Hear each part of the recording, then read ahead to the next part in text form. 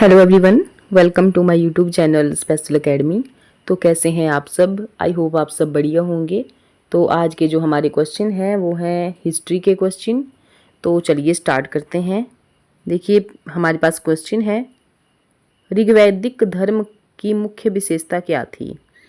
तो मुख्य विशेषता हमें बतानी है और देखिए ऑप्शन यहाँ पर दिए गए हैं, यज्ञों का अनुष्ठान, मूर्ति पूजा, मृत्यु पश्चात जीवन के अस्तित्व में विश्वास या फिर देवी की प्रधानता। तो इसका जो सही आंसर आएगा वो आएगा ऑप्शन नंबर यहाँ पर ए, यज्ञों का अनुष्ठान। देखिए ऋग्वैदिक धर्म की जो मुख्य विशेषता थी वो थी ये यज्ञों का अनुष्ठान। ये जो है तो प्रकृति के विभिन्न पहलुओं जैसे अग्नि, वायु, वर्षा, सूर्य, इन सब की पूजा पर ये केंद्रित था, इन सब की ये पूजा करते थे। अब देखिए बात यहाँ पर ऋग्वेद की आई है, तो देखिए वेदों में सबसे प्राचीन और महत्वपूर्ण ग्रंथ है ऋग्वेद। आपको पता होना चाहिए ऋग्वेद सबसे पुराना ग्रंथ भी है। और ये जो है तो हिंदू धर्म का एक पवित्र ग्रंथ है और इसमें कितने सूक्त हैं? 1028 सूक्त हैं, 10 मंडल इसमें हैं और रचनाएं इसमें कितनी हैं? तो देखिए रचनाएं हैं इसमें 10,462 इसमें रचनाएं हैं। तो ये सब है इसमें। और इस वेद को पढ़ने वाले को क्या कहते हैं? तो होत्री कहते हैं, होत्री। इस वेद को पढ़ने वाले को कहते हैं होत्री। अच्छा, जो ऋग्वेद का तीसरा मंडल है उसमें क्या बताया गया है? ऋग्वेद के तीसरे मंडल में गायत्री मंत्र का यहाँ पर उल्लेख किया गया है। अच्छा, जो आठवां मंडल है उसमें क्या कहा गया है? तो जो हस्तलिखित रचनाएं हैं हमारी उनको खिल कहा जाता है, ये सब उसमें बताया गया है। जो 10वां मंडल है, 10वें मंडल में क्या बताया गया है? देखिए ये जो 10वां मंडल है, ऋग्वेद का 10वां मंडल, इससे जो है तो क्वेश्चन बहुत बार पेपर में बनता है कि ऋग्वेद के 10वें मंडल में क्या बताया गया है।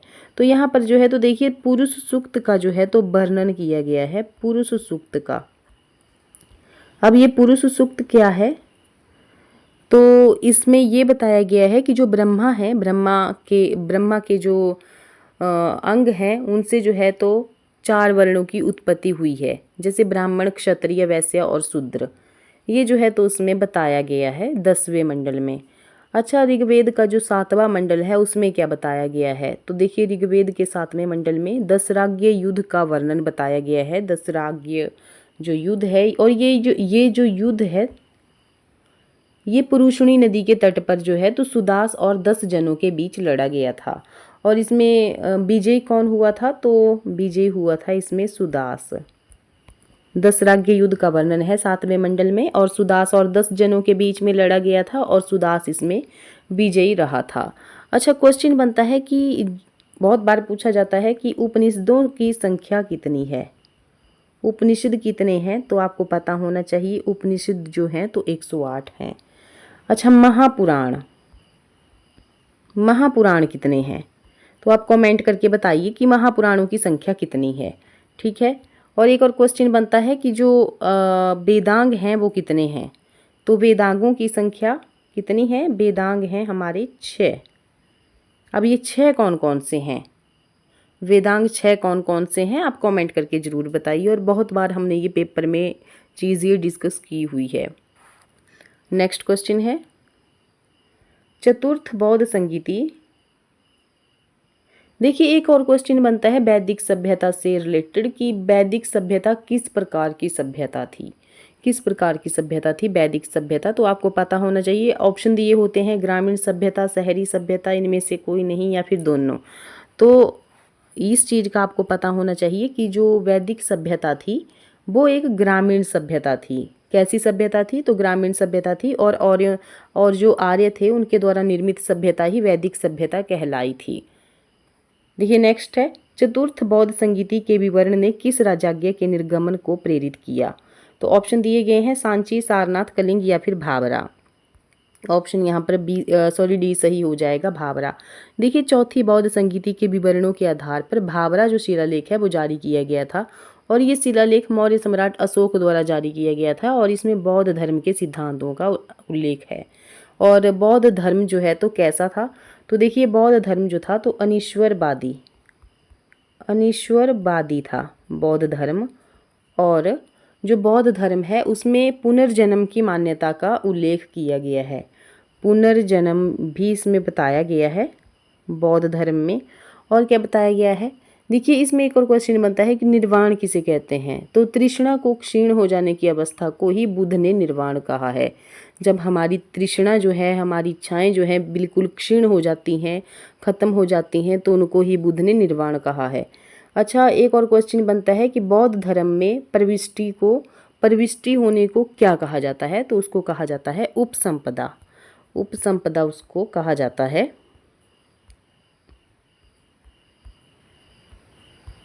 ठीक है। और देखिए बौद्ध धर्म के त्रिरत्न कौन कौन हैं। त्रिरत्न है बौद्ध धर्म के बुद्ध, धम्म और संघ। ये जो है तो बौद्ध धर्म के त्रिरत्न हैं। ये बात आपको ध्यान रखनी है। उसी तरह से क्वेश्चन बनता है, अब हम बौद्ध धर्म के बारे में डिस्कस कर रहे हैं तो एक क्वेश्चन बहुत इंपॉर्टेंट है इसकी, बौद्ध संगीतियाँ। अच्छा, जो बौद्ध संगीतियाँ हैं वो उनसे बहुत बार जो है तो क्वेश्चन बनता है। तो सबसे पहले देखिए बनता है कि प्रथम बौद्ध संगीति कब हुई थी। तो 483 ईस्वी पूर्व में जो है तो प्रथम बौद्ध संगीति हुई थी। अच्छा, हुई कहाँ थी। तो देखिए राजगृह में जो है तो ये प्रथम बौद्ध संगीति हुई थी। अच्छा, इसके अध्यक्ष कौन थे। तो महाकश्यप जो थे तो इसके अध्यक्ष थे। और शासनकाल किसका था। तो देखिए शासनकाल था यहाँ पर अजात शत्रु का। उसी तरह से क्वेश्चन बनता है कि द्वितीय जो बौद्ध संगीति थी वो कब हुई थी। तो 383 ईस्वी पूर्व में हुई थी। कहाँ हुई थी। तो देखिए वैशाली में जो है तो वो बौद्ध संगीति हुई थी। अध्यक्ष कौन थे उस टाइम। तो सबाकामी थे। और वहाँ पर शासनकाल किसका था। तो कालाशोक का वहाँ पर शासन था। और उसी तरह से बनता है जो तीसरी बौद्ध संगीति थी वो कब हुई थी। तो 255 ईस्वी पूर्व में हुई थी। अच्छा, वहाँ ये स्थान कौन सा था। तो ये तो बहुत बार पूछा गया है कि तृतीय बौद्ध संगीति कहाँ पर हुई थी। तृतीय बौद्ध संगीति कहाँ पर हुई थी और शासनकाल उस टाइम किसका था। ये बहुत बार क्वेश्चन जो है तो पूछा गया है। तो देखिए पाटलिपुत्र में और अध्यक्ष कौन था। तो मोगलीपुत्तिस। और यहाँ का जो शासनकाल था वो किसका था। तो अशोक का। उसी तरह से क्वेश्चन बनता है कि जो चौथी बौद्ध संगीति थी वो हुई थी प्रथम शताब्दी में, कुंडलवन में हुई थी। कुंडलवन कहाँ पर है। ये है कश्मीर में। अध्यक्ष कौन था। तो वसुमित्र और अशोक घोष दोनों जो थे तो इसके अध्यक्ष थे। और शासनकाल किसका था। तो कनिष्क का जो था तो शासनकाल था। ये बात जो है तो आपको ध्यान रखनी है। देखिए जैसे ही ये बौद्ध संगीति हुई थी, चतुर्थ बौद्ध संगीति हुई थी, तो इसके बाद जो है तो बौद्ध धर्म दो भागों में बट गया था। एक तो आता है हमारा महायान और दूसरा आता है हीनयान। इन दो भागों में जो है तो ये बट गया था। देखिए जो बौद्ध मठ हैं हमारे, उनसे भी बहुत बार क्वेश्चन पूछे जाते हैं कि भारत के महत्वपूर्ण बौद्ध मठ कौन कौन से हैं।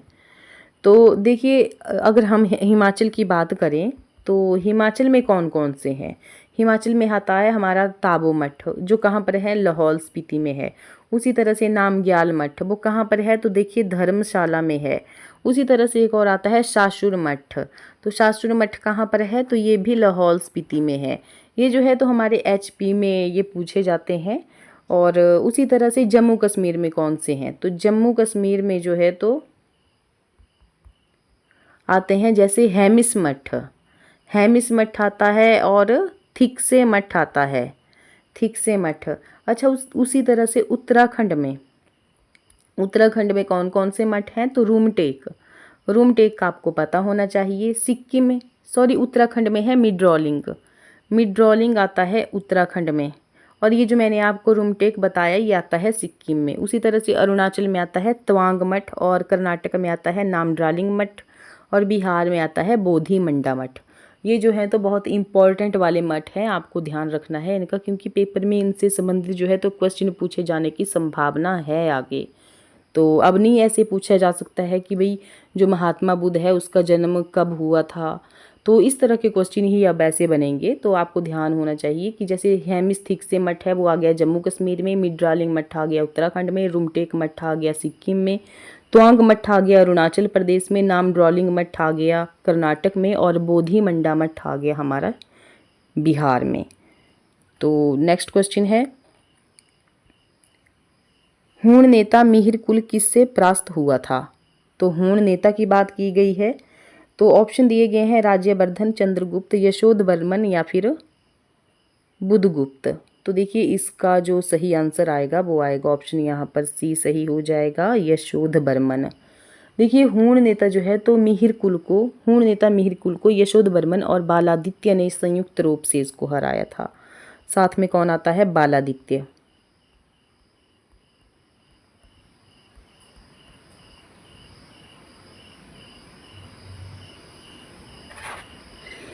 ठीक है, तो कब हराया था? तो 528 ईस्वी पूर्व में यशोधवर्मन और गुप्त शासक नरसिंह गुप्त बालादित्य के नेतृत्व में भारतीय शासकों के एक संघ ने मिहिर कुल को हराया था। देखिए कब हराया था? तो 528 ईस्वी पूर्व में हराया था। एक तो आ गया हमारा यशोधवर्मन और दूसरा आ गया नरसिंह गुप्त, जो गुप्त साम्राज्य का था, ये बालादित्य और यशोधवर्मन 528 ईस्वी पूर्व में ये मिहिर कुल को इन्होंने हराया था। देखिए ये जो मिहिर कुल था ये एक क्रूर और निर्दयी शासक था, जो अपने क्रूर और निर्दयी स्वभाव के लिए जाना जाता था। उसने भारत के कई हिस्सों पर आक्रमण किया और मथुरा जैसे शहरों को इसने लूटा था। देखिए इस हार के बाद जब मिहिर कुल यशोधवर्मन और बालादित्य से हार इसकी हो गई थी, तो ये कहाँ चला गया था? तो कश्मीर चला गया था और वहाँ का शासक बन गया था। उसी तरह से एक क्वेश्चन बनता है कि औलिकर वंश, देखिए औलिकर वंश के बारे में पूछा जाता है। औलिकर वंश, इसका संस्थापक कौन था? तो इसका संस्थापक था जयवर्मन। औलिकर वंश का संस्थापक था जयवर्मन, और उसने जो है तो दशपुर, वर्तमान जो मंदसौर है, इस राजवंश की इसने स्थापना की थी, और मंदसौर में ही यशोधवर्मन और मिहिर कुल के बीच युद्ध हुआ था।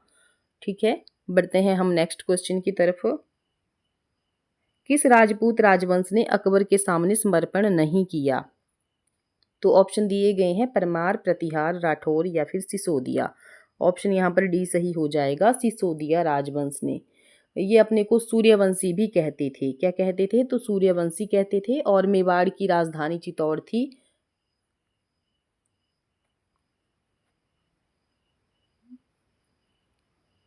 ये अपनी बीजियों के उपलक्ष्य में विजय स्तंभ का निर्माण इन्होंने, राणा कुंभा ने, चित्तौड़ में करवाया था। देखिए खतौली का युद्ध 1518 में राणा सांगा और इब्राहिम लोदी के बीच में हुआ था। ये जो बात बताई, ये सिसोदिया राजवंश से ही ये संबंधित है। वैसे ही यहाँ पर बात की गई है परमार राजवंश की। तो परमार राजवंश, इसके जो संस्थापक हैं वो कौन थे? तो उपेंद्र राज इसके संस्थापक थे। राजधानी क्या है? तो धारा नगरी इसकी राजधानी थी। बात करें शक्तिशाली राजा की तो कौन थे? तो देखिए शक्तिशाली राजा थे राजा भोज। भोज आपको ध्यान रखना है, राजा भोज जो थे तो शक्तिशाली राजा थे, और कविराज की उपाधि जो है तो इन्होंने धारण की हुई थी। देखिए भोज ने अपनी राजधानी में सरस्वती मंदिर का भी निर्माण करवाया था। और यहाँ पर बात की गई है आगे यहाँ पर प्रतिहार वंश की। तो प्रतिहार जो वंश है इसके संस्थापक कौन थे? तो मालवा का शासक नागभट्ट प्रथम गुज्जर जो है तो इसका संस्थापक था। देखिए नागभट्ट द्वितीय की भी यहाँ पर बात की गई है। नागभट्ट द्वितीय को जो है तो राष्ट्रकूट सम्राट गोविंद तृतीय ने हराया था। और प्रतिहार वंश का जो सबसे शक्तिशाली राजा था वो था मिहिर भोज। राजधानी क्या थी इनकी? तो कन्नौज थी राजधानी। और अंतिम शासक की बात की जाए तो अंतिम शासक कौन था? तो यशपाल। आपको ध्यान रखना है कि प्रतिहार वंश का जो अंतिम शासक था वो था यशपाल। उसी तरह से यहाँ पर राठौर वंश की जो बात की गई है, राठौर को क्या कहा जाता है? तो एक गहड़बाल भी इनको कहा जाता है। अच्छा इसके संस्थापक कौन है? तो इसके संस्थापक आ गए चंद्रदेव इसके संस्थापक आ गए। और राजधानी क्या थी? तो वाराणसी थी। अच्छा सबसे शक्तिशाली या प्रतापी राजा की बात की जाए तो कौन था? तो गोविंद चंद्र था। और इसका जो मंत्री था लक्ष्मीधर शास्त्रों का ये प्रकांड पंडित था, जिसने कृत्य कल्पतरु नामक ग्रंथ लिखा था। और इस वंश का जो अंतिम शासक था वो था जयचंद, जिसने गौरी के 1194 ईस्वी के चंदावर युद्ध में जो है तो इसको मार दिया था। और इसके अलावा भी बहुत सारे राजपूत वंश यहाँ पर आते हैं। ये जो हमने अभी देखे तो ये राजपूत वंश थे। इसके अलावा भी आते हैं जैसे कि चौहान। चौहान वंश भी आता है। अच्छा, इसके संस्थापक कौन थे? तो वासुदेव थे, राजधानी थी अहिछत्र। और बाद में अजयराज द्वितीय ने जो है तो अजमेर नगर बसाया था। चौहान वंश के राजा अजयराज द्वितीय ने अजमेर नगर बसाया था और उसे जो है तो राजधानी बना दिया था। अच्छा, इसके बाद भी आता है, और कौन आता है? चंदेल वंश। तो चंदेल वंश, इसकी राजधानी क्या है? खजुराहो है। संस्थापक कौन है? नन्नुक है। प्रारंभ में जो है इसकी राजधानी कालिंजर थी। राजा जो धंग है, राजा इसमें एक आता है धंग। तो राजा धंग ने अपनी राजधानी कालिंजर से खजुराहो में स्थानांतरित की थी। और देखिए जो राजा धंग हैं उन्होंने कंदरिया महादेव मंदिर का निर्माण जो है तो करवाया था। आता है ना एक क्वेश्चन, कंदरिया महादेव मंदिर, तो किसने करवाया था निर्माण? तो राजा धंग ने ये निर्माण करवाया था कंदरिया महादेव मंदिर का। और इसके अलावा भी इन्होंने जैसे जिननाथ, विश्वनाथ, वैद्यनाथ मंदिर का भी इन्होंने निर्माण करवाया था। अच्छा, बात करें अगर चंदेल वंश के सबसे जो प्रतापी राजा थे वो कौन थे? तो यशोवर्मन जो थे तो सबसे प्रतापी राजा थे चंदेल वंश के। और यशोवर्मन ने कन्नौज पर आक्रमण पर प्रतिहार राजा देवपाल को हराया था। जो यहाँ पर प्रतिहार राजा था देवपाल, उसको हराया था यशोवर्मन ने। और फिर उसने जो है तो एक विष्णु की प्रतिमा प्राप्त की जिसे उसने खजुराहो के विष्णु मंदिर में स्थापित किया था। बढ़ते हैं हम नेक्स्ट क्वेश्चन की तरफ। नेक्स्ट है यहाँ पर, अकबर का सबसे प्रसिद्ध दरबारी कवि कौन था? तो ऑप्शन देखिए दिए गए हैं यहाँ पर, रस खान, सूरदास, तुलसीदास या फिर अब्दुल रहीम खाने खाना। तो ऑप्शन यहाँ पर आप ऐसे भी अपना आइडिया लगा सकते हैं। देखिए रस खान नहीं हो सकता, सूरदास हमने नहीं पढ़ा है कि अकबर के दरबार में थे, तुलसीदास भी हमने नहीं पढ़ा है कि अकबर के दरबार में थे, लेकिन अब्दुल रहीम खाने खाना। तो इस तरह के क्वेश्चन जो है तो आपको ध्यान रखना है, अब्दुल रहीम खाने खाना। और पिछली जो वीडियो थी हमारी उसमें हमने अकबर के बारे में बहुत बार डिस्कस किया हुआ है कि इसका जन्म कहाँ हुआ था, कब इसने शासनकाल जो है तो संभाला था। पिछली वीडियो में हमने जो है तो देखिए अकबर से संबंधित एक क्वेश्चन हमने डिस्कस किया था कि अकबर के दीन इलाही को बुद्धिमानी का नहीं मूर्खता का स्मारक किसने कहा है? तो वो कहा था विसेंट स्मिथ ने। ठीक है, और उसी के हिसाब से हमने जो है तो अकबर के जो जितने भी इम्पोर्टेंट क्वेश्चन थे उसको हमने डिस्कस कर लिया था। जैसे कि अकबर का जन्म कब हुआ था? तो 15 अक्टूबर 1542 को जो है तो इसका जन्म हुआ था। अच्छा, उनका राज्याभिषेक कब हुआ था? तो 14 फरवरी 1556 को। अच्छा, कहाँ पर हुआ था ये इनका राज्याभिषेक? पेपर में बहुत ही बार पूछा गया है कि जो अ, अकबर हैं, अकबर का राज्याभिषेक कहाँ पर हुआ था और कब हुआ था? तो मैंने डेट आपको बता दी 14 फरवरी 1556, लेकिन हुआ कहाँ पर था ये आपको कमेंट करके बताना है।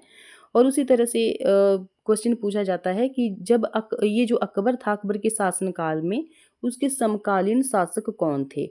जैसे मैंने आपको बताया था रानी एलिजाबेथ थी जो कि इंग्लैंड की थी, शाह अब्बास था जो कि ईरान का था, फिर जार ईवान चतुर्थ था वो जो कि कहाँ का था? रूस का था। उसी तरह से अकबर के मैंने आपको बहुत बार जो है तो महत्वपूर्ण कार्य बताए हैं। सबसे पहले हम जो है तो सीक्वेंस वाइज चलेंगे। जैसे सबसे पहले आता है दास प्रथा, उसका अंत किया था 1562 में। उसी तरह से आता है अकबर को हरमदल से मुक्ति कब मिली? तो 1562 में ही। उसी तरह से अगला क्वेश्चन बनता है तीर्थ यात्रा कर समाप्त कब किया गया? तो 1563 में। अच्छा, जजिया कर समाप्त ये 1564 में। फिर उसके बाद जो है तो फतेहपुर सिकरी की स्थापना 1571 में। फिर फतेहपुर सिकरी की जो स्थापना है वो की गई थी, और राजधानी का आगरा से फतेहपुर सिकरी का स्थानांतरण कब किया गया? वो भी 1571 में किया गया। अच्छा, इबादत खाने की स्थापना कब की गई थी? तो 1575 में की गई थी। उसके बाद जो है तो जब इबादत खाने की स्थापना हो गई 1575 में, तो उसके बाद इबादत खाने में सभी धर्मों के लोगों के प्रवेश की अनुमति जो है तो 1578 में 78 में जो है तो दी गई थी। उसी तरह से मजहर की घोषणा कब की गई? तो मजहर की घोषणा जो है तो 1579 में की गई थी। फिर दीन इलाही की स्थापना, ये तो बहुत ही ज़्यादा इंपॉर्टेंट है, दीन इलाही की स्थापना तो 1582 में। उसी तरह से इलाही संबत की शुरुआत 1583 में। फिर उसी तरह से राजधानी लाहौर को स्थानांतरित कब की गई? 1585 में। ये जो है तो आपको ध्यान रखना है, बहुत इंपॉर्टेंट डेटें हैं ये और पेपर में पूछी जाती हैं, तभी मैंने आपको बताया। देखिए एक क्वेश्चन और बनता है कि अकबर के शासनकाल की सबसे महत्वपूर्ण जो विशेषता थी वो क्या थी? तो मनसबदारी प्रथा। और एक क्वेश्चन और बनता है कि अकबर के समकालीन प्रसिद्ध सूफी संत कौन थे? तो आपको ध्यान रखना है शेख सलीम चिश्ती। और ये जो शेख सलीम चिश्ती है तो सलीम जो है तो इन्होंने इनके नाम पर ही अपने पुत्र का नाम सलीम रखा था, जो कि बाद में किस नाम से जो है तो प्रचारित हुआ था? तो जहांगीर के नाम से। जहांगीर का नाम वैसे क्या है? तो सलीम ही है, या ये आपको ध्यान रखनी है बात। बढ़ते हैं हम नेक्स्ट क्वेश्चन की तरफ। नेक्स्ट है, विक्रमशिला में प्रसिद्ध मठ की स्थापना किसके द्वारा की गई थी? ऑप्शन दिए गए हैं और इसका जो सही आंसर आएगा वो आएगा पाल। किसके द्वारा जो है तो इसकी स्थापना की गई थी? तो पाल वंश के द्वारा। अच्छा, पाल वंश के राजा धर्मपाल द्वारा जो है तो इसकी स्थापना की गई थी, और उन्होंने जो है तो 8वीं शताब्दी के अंत और 9वीं शताब्दी के प्रारंभ में इसका निर्माण करवाया था। अच्छा, पाल वंश के संस्थापक कौन हैं? तो देखिए, गोपाल जो हैं तो पाल वंश के संस्थापक हैं, ये बात आपको ध्यान रखनी है। और गोपाल के बाद ही इनका पुत्र जो है तो धर्मपाल गद्दी पर बैठा था। नेक्स्ट है, महाभारत को और किस नाम से जाना जाता है? तो महाभारत को जो है तो आपने पढ़ा होगा जय संहिता। तो जय संहिता यहाँ पर कहीं भी नहीं है, तो जय के नाम से ये क्या लिखा है यहाँ पर? जयनामा। तो ये जो है तो यहाँ पर राइट आंसर हो जाएगा। तो ये थे हमारे आज के कुछ इंपॉर्टेंट क्वेश्चन। और आपको वीडियो कैसी लगी है कमेंट सेक्शन में ज़रूर बताएं। वीडियो अच्छी लगी है तो लाइक करें, शेयर करें, कमेंट करें। और पहली बार चैनल पर विजिट कर रहे हैं तो चैनल को सब्सक्राइब जरूर करें। मिलते हैं हम नेक्स्ट वीडियो में। Thank you.